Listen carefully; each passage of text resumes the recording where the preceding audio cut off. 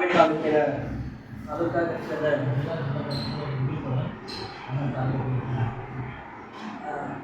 ಕಾರ್ಯಕ್ರಮದಲ್ಲಿ ಇದು ಅನೇಕ ನನ್ನ ಮಿತ್ರರು ಕಾರ್ಯಕ್ರಮದಲ್ಲಿ ಭಾಗವಹಿಸಿದ್ದಾರೆ.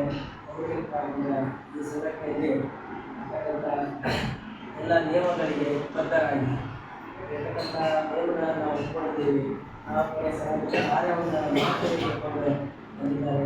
ಅವರಿಗೆ ನಿಯಮವನ್ನು ವಿತರಣೆ ಮಾಡ್ತಾ ಇದ್ದೇವೆ. ಮೊದಲನೇದಾಗಿ ಕುಮಾರ್ ಗೌಡ ಕಾರ್ಮಿಕರಿಂದ ಆದೇಶವನ್ನು ಮಾಡಿದ್ದೀವಿ. ಅವರು ಬಂದು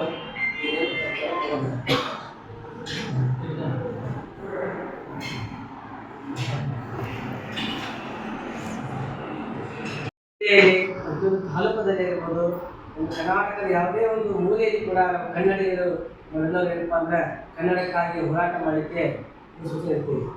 ಅದೇ ಥರ ಬಾಲ್ಕೋಟೆಯಲ್ಲಿ ಇರ್ಬೋದು, ಒಂದು ಬರಾಬೆಯಲ್ಲಿ ನನ್ನ ಸ್ನೇಹಿತರು ಹೇಳಿದರು, ಸರಿ ನಾವು ಕೂಡ ನಮ್ಮಲ್ಲಿ ಬಾದಾಮಿಯಲ್ಲಿ ನಿಮ್ಮ ಸಂಘಟನೆ ವತಿಯಿಂದ ನಾವು ಕೂಡ ಒಂದು ಘಟಕವನ್ನು ಸ್ಥಾಪನೆ ಮಾಡ್ತೀವಿ, ಬಂದು ನಮಗೆ ಎಲ್ಲರೂ ಏನಪ್ಪ ಅಂದರೆ ಪ್ರೋತ್ಸಾಹ ಕೊಡ್ರಿ ಅಂದಾಗ ಭಾಳ ಖುಷಿ ಆಗ್ತಾರೆ.